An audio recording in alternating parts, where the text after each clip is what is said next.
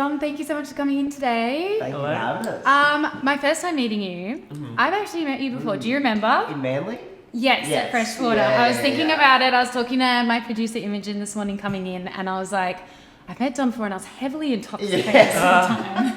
Well, when I first came in, it's like, I've seen you before, and I was like, yes. And at the time, I remember, because I was like cringing at myself in the car driving in, because I was like sitting on the couch with you, and I was telling you about this show. I don't know if you remember. That's right. And we'd never even recorded an episode yet, but I was like, we're doing this thing. And I'd love to have you guys on at some point. Here we are. So thanks so much for coming. You guys are from the area. We're in like Woollongong today, or Dharawal. Yeah. And then you're playing a show today. So I'm just curious how it differs playing somewhere where it's kind of like a hometown show compared to overseas. It's nice always seeing the home crowd show. Yeah, it's like exciting. Everyone gets really revved up. You see all your friends and family. You got friends and family coming today? Yeah. You've got the packed guest list. Yeah. That's what I was going to ask. Yeah. I feel like it always adds a layer of like, it's a bit scary in a way because you like really want to prove to your like family. Yeah. Your family's coming. Like, it's almost easier doing the away from home shows. Yeah. That's everyone who's like, oh yeah, we're just here because we've heard the music before, but when it's in front of all your friends, you're like, we really have to be rock stars today. Did you guys always want to be musicians? Something you always wanted to do? I think so. Yeah. Never really been good at anything else. Yeah. So. It's always been music and singing. Yeah, I think we're both like pretty musical family. It's like my dad, as soon as I kind of like actually had some coordination, I'm like playing the drums. And he played guitar and he plays Alexa Bears and sings and stuff. So I feel like growing up, he'd just like play guitar and I'd just like attempt to play drums. And like I feel like it created like a good connection there. And then as soon as I could kind of play, I'd play in his like wedding cover band and we'd like go around. Did you really? Yeah. Did you? And then I still play in one of his bands sometimes, which is like a bluegrass thing. And we like, but yeah, I felt that was like the big thing. I was like, oh, this is all I want to do. Like big. Your dad plays in different separate bands or one particular? So it was like a wedding cover band, and he got sick of covers. Now he has his own like original thing called the Water Brothers, cool. And they're actually at the National Folk Festival this weekend, but they like tour around folk festivals and stuff. Oh my god, that's amazing! Yeah, so he must be really proud of you then, like with everything you're doing. Yeah, I think so. I feel like there's a period where they're kind of like, what's Dom doing? Like I feel like maybe he's going a bit rogue, and then the band started working, and they're like, oh, I think it's actually. That's so good. But they always have the support, like, for everything. I saw recently online you did a cover with the Ryans of Lover, which was beautiful. Yep. I was curious as to like, for people listening who may not know behind the scenes in the Australian music industry with relationships with other bands, like, how do you see the camaraderie between when you perform? Like, do you find that you become friends really easily with other bands, or? Yeah, I think so. I feel like it's a really small kind of tight scene, like, especially like playing all the festivals and just like touring with people. Like you get pretty close with everyone. Like we did a tour with the Ryans guys, and now like they feel like our little brothers. Yeah, so we always want to hang out with them. Yeah, it's funny like from the start of a tour to the end. Like, at the start, everyone's kind of rocking up for the first show. And you're like, nice to meet you. But then it feels like one big band. Yeah, I feel like as soon as you have like a couple shows where you go out after and get pissed, then you kind of like form this bond. Totally. Does it feel like catching up then with family when you like see them the next day in a way? Yeah, it's exciting being on the same lineup as definitely a bunch of people. That's why festivals are great. Right? Yeah, kind of like a reunion. You rock up and you're like, oh. Yeah, it's true because we do have such a small industry here compared to like if you're on the lineup for Coachella or something. Yeah, sure. Like, do you feel like there's ever competition between bands? I don't know. It's very easy to always be comparing yourself. Yeah. Because it's exciting seeing where everyone's at, but also, like I don't think we would feel like we have competition with anyone particularly. I feel like it's like in a healthy way. You like see how the band's killing it, and you're like, that's a good goal to strive. It just makes you want to be better. And you're like, I want to be playing that venue. Yeah. Yeah. So I feel like it's never like a salty thing. It's always like, that's sick, but we need to get out shit. Yeah. And I suppose as well, it being such a small industry, it's hard not to compare. Like when band that like, even if it's, you know, not necessarily from the same area, but you are doing similar things within such a small space. So if that something happens, like sounds as well that are kind of together. Exactly. And like, you know, if something happens for them internationally, you're like, well, like why hasn't that? I can see that where the comparisons would be drawn there. For sure. Yeah. But like it's I feel like it's very in a healthy way. Yeah, and I feel like we like support each other and we're like so stoked for every band. It's kind of like because we're all sort of started from a similar place. And like yeah, I think it's lovely seeing him excel, but it's good to have that drive. So your album Flowers, it's gone to number 3 on the ARIA charts, if I'm correct, if my research is correct, which is amazing. Congratulations. Yeah, you said in an interview that you wanted the album to stand the test of time, so that like if you had your own children or someone else's kids, they could pull that record out, put it on, and it was still that timeless feel to it, which I really think you achieved. So congratulations on that one. Leaving London, which again, if I'm correct, is the most listened to song from the album. I think so. At like 2.5 million streams. Yeah. I didn't realise it had that. Yeah, it's amazing. What I was wondering was that song in particular, because I know you did long distance in COVID, right? Yep. Is that song written about that experience? Yeah, so in part, it's like a bit of it was also like, if someone has the opportunity to go and do something somewhere else, to also support them through that, even if you can't necessarily be with them, which is like a bit of a sting to take, but also just trying to support someone with whatever they can do as well. Absolutely. Yeah, but yeah, it did start with the seed of doing the whole COVID. Yeah, like long. I mean, I get it. Long distance is like one of the hardest things in the world to do, and especially when it's like chasing your dreams. Like you want to encourage somebody. You never want to be that burden that that holds them back or whatever. So yeah, I was really curious as to what that song was about in particular. How long was it? 500 days of summer. Really? Exactly on the dot? It was like 506. Without seeing each other that entire time? Yeah. So I think it was easier not knowing how long it was going to be. Because we've been together like a year and a bit, I think, before that. Okay. And been like back and forth to the States and here, obviously.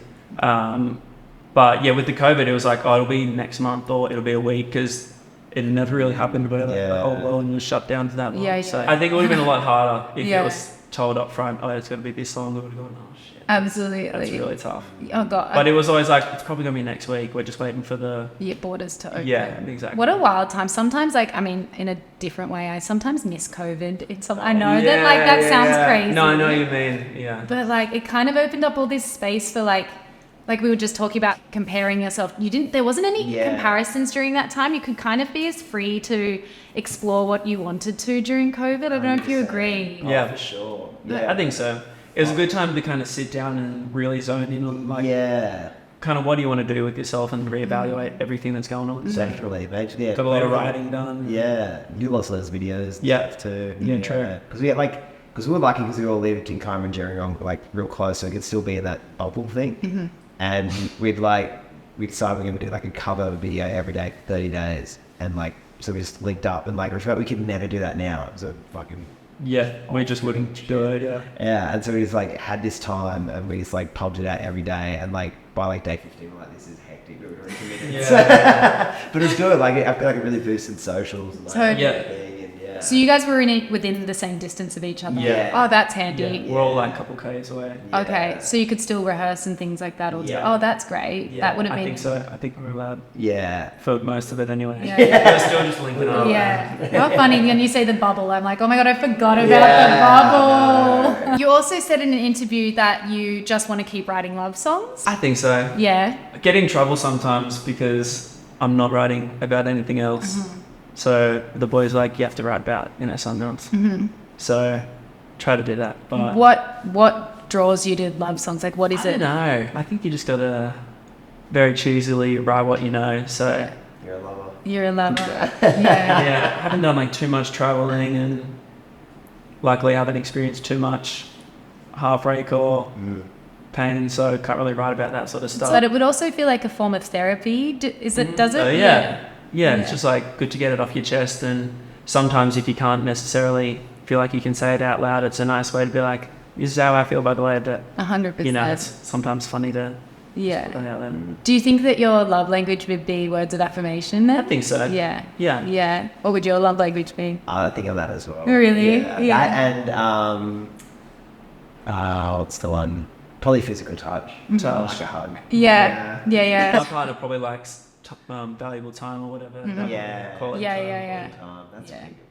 I mean, they're all quite good, aren't they? Yeah. I reckon the gift one. I don't No, me either. Presents. Yeah, I don't need that. I don't need stuff. Nah. Give me big cuddles. Give me like, 100%. yeah, I agree. A nice kiss on the forehead. Nothing Yeah. Nothing Yeah. gets me a bit more like. Oh yeah. Oh God! If Ollie comes past, gives a kiss on the forehead, it's game over. You said in your happiest memory playing, and I don't know if this still is the same now, was when you were playing Lost Paradise and you were playing My Happiness. Oh yeah. Yeah, and it started raining and everybody Yeah, came. yeah. Can you walk me through that experience? Like what that felt like? That was a bit of a core memory because it was like our first time playing a festival. And we actually kind of had a pretty decent like set time. Yeah, for the it's not a bad slot. Yeah, Yeah. we're going at that because that was like 2018. It was probably a better slot than we should have had. Yeah, for exactly. the time. Yeah. And so we were super pumped and like got on the stage. It was like 40 degrees and everyone was like sizzling. For like 3 days in a row as well. it was It's brutal. hot in that valley. Yeah. Like that valley, it just sucks the heat. Yeah. And so everyone, like, there's people there, but then everyone was kind of like at the back under the shade, like fairway away. And then we did a cover of My Happiness, and like this cloud came over and it started raining, and then everyone was like, yeah, and like ran out from like the shade. And like I was just like playing, it's like I had like a tear in my eyes and shit. Like yes, Really? That's Yeah. what year was that? I think it was 2019. I think so. So just before COVID as Yeah, well. yeah. I think that next year got the bushfires, and then the year after was COVID. was COVID. But that's, I mean, in that song as well, it's such a Australian, Yeah. timeless Yeah. classic. Yeah, Like, I think that was like one of the first covers we learned. Yeah, We learnt it for a wedding that's right. that we did. It was like 2 minutes before the bride and groom were coming up for the first dance. They were like, "Oh, could you do our first dance song?" And we're like, "We don't know how to play it." Surely you planned And that. that was that was what they wanted for the My Happiness. Yeah. Yeah. And Oh. we're like, "We don't know how to play it." And they're like, "We figured it out. It's alright." Like, Do you ever play it anymore? Would you ever play it? we played it Yeah. for like 2 years. Okay. Yeah, only up until to our last tour we kind of Probably, yeah. cover. Yeah. Yeah. Yeah, and if like we go to one more song thing and we have nothing in the bag, we're Yeah. like, should we do Bring it powder out. finger? Oh my God, it's like the best. Yeah, like the biggest powder finger things as well. We were like going through a bit where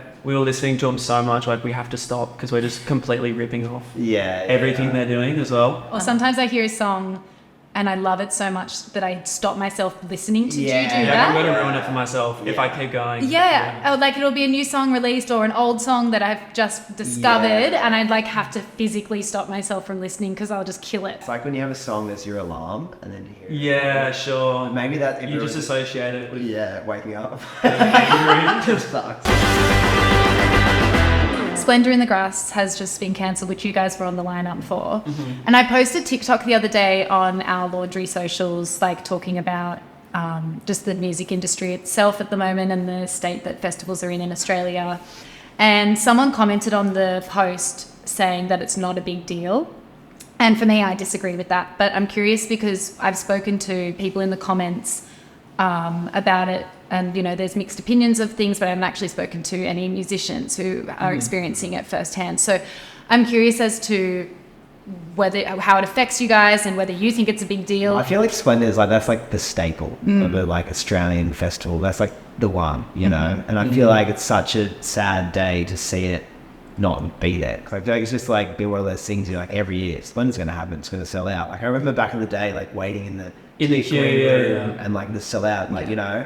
And I feel like I don't know. It's just a strange thing that like. Yeah, it's definitely tough for the scene, and like I know there's a lot of different things like, oh, it was the lineup or it was money or whatever, but it's also such a good opportunity for the smaller acts to Yeah. have a platform. Yeah. But I feel like there was a really big focus on, you know, the top ones weren't who people wanted, so a lot of people weren't keen to go. Yeah. But it is such a good opportunity for so many bands. Like, I don't know, that's where you find your favourite acts, and that's how people move 100%.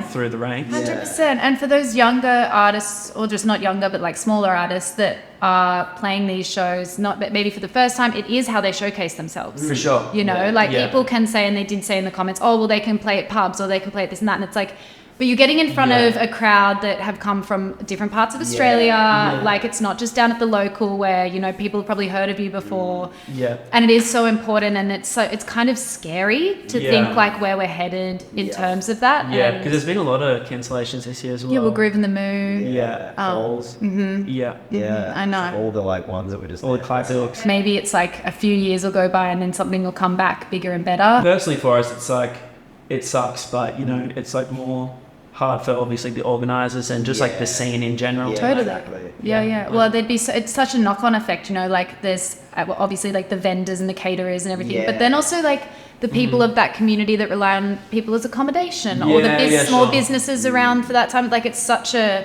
knock-on It does effect. bring a lot to the whole place. Absolutely. And it's like, so for someone to say it's not a big deal, like I highly disagree with that, because not only for the musicians, which it is humongous for, but just these, like, we just used to be, I've said it millions of times, like such a powerhouse of festivals here.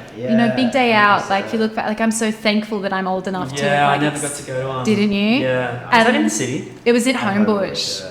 And it was iconic. It was like, it was wild.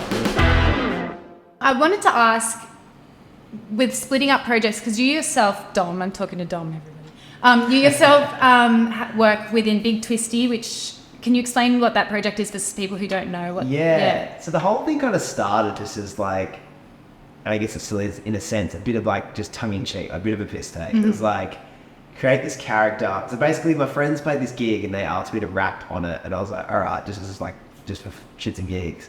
And then wrote this rap, and I was trying to find a word that rhymed with wristy, or like a fun was twisty. And so I created this guy called Big Twisty, and then after that gig I was like, I might try and make something of it and kind of play a genre which I've never played, because I played drums like in bands forever. It's like kind of the genre that I've always wanted, like been interested in, always wanted to do.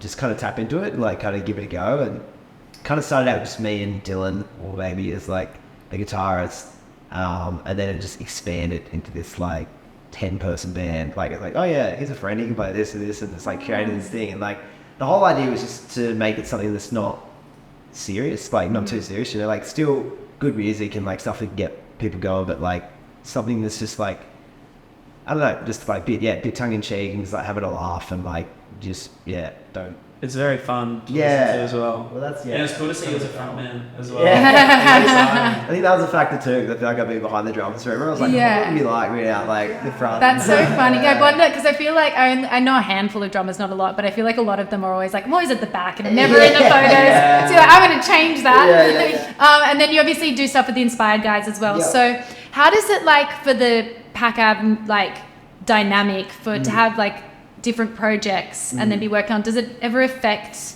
having all of them going at once, or is it quite easy to manage? It does get recently, because I'm currently filming the second series of this TV show up in Sydney, and it's like a lot of time is kind of drawn away with that, and it does get a little bit hectic sometimes trying to like with gigs and that, but like it's always a priority, but then sometimes we need someone to fill in on the drums or whatever. Okay. Oh, you do get people to fill in? Yeah, right, okay. Been like probably 3 or 4 times. Yeah, but it's always a bit sad and the boys going off and I'm like, do you get jealous? It's a bit weird. Yeah. Like guys in my drum stool. Because is it your kit that goes still? Nah, we usually hire. Okay. But it's like it's just trying to sort of juggle it all. But it's sometimes quite lucky, because I feel like often there'll be a big tour and then there'll be like space and kind of try to fill that. And luckily I've got some managers who sort of chat to each other and they try to like tee it up and whatever. But usually works out pretty fine. Okay. And it all kind of helps each other anyway. Like everything you're doing with the Inspired guys, then people are like, oh cool, they have actually also got a band and playing music. Do you find there's a knock-on effect from that? Right. Okay. People come to the show and like, oh, the Inspired guys coming tonight, and you're like, maybe. Oh really? Does that ever get annoying? Nah, it's cool. Yeah. I feel like often, funny. we'll be out and so like, where's Falcon? We're in like Perth. I was like, I don't know, at home. So I have a bowl of fortune cookies here for you guys. Beautiful. Now these have questions from viewers that have submitted in them. So take a cookie and answer a question. Lovely. Thank you very much. Thank you. Who is your ultimate dinner party guest, dead or alive? I think if I could meet anyone, it would probably be Paul McCartney. Good answer. Yeah. Good answer. What would you? One question for him. Question. Maybe. I'm thinking like something like, did you know or have a feeling when you first, played with the other guys? Like, did it feel special in that moment? Like, what was that moment like? That's or did it just like slowly become a thing? Yeah. Good question. Yeah. Good question. And what have you got over there? I've got, how do you unwind after a concert? Well, it's quite hard to unwind. Think about unwinding. It's like I wish that we unwound more often. Yeah. But often, like you finish a gig, and even if you're like kind of hungover before, I feel like you've got this like adrenaline sort of rush. And It's very exciting and hard to get straight to sleep. It is. Totally. Yeah. We're on that high. Yeah, you know? are for sure. Totally, I get that. And it's like very like I'm trying to get better at this, but I feel like you finish, and then there's like beers and you rider, and then like woo. Yeah. But I think we're getting better as it goes on because I feel like it's Yeah. becoming more. We have to start taking it as a job. Yeah. So like I feel like when we do unwind, like our manager Tom, he's like our TM. He's really good. Okay. He's like health freak. Yeah. And he's like, we're getting up, we're going to the gym. Yeah. You're gonna have some good food today. And you're Yeah. gonna fast food or takeout while Yeah. we're away. Yeah, He doesn't drink Yeah. either, so he's like often after gig, he's like, all right, get in the van, and we're like, Yes, yes, Tom, Yeah. come in. Especially now we're playing like multiple days in a row. Yeah. I feel like it catches up really quick. Yeah, You have one night out, then you Oh, got to play God. the next day, and you're like, can't sing. it's not sustainable No, at all. it's not. I remember when I was little, I was like, you watch a band go off and you're like, they're going off to their suite and they're going to have like a Yeah, bad party. yeah. When it's like majority It's of the very time. low-key. Yeah. Well, thank you guys so much for coming in today. Thanks. So stoked. Yeah, that's pretty much the whole episode. Thank you. Thank you. Cool. Done.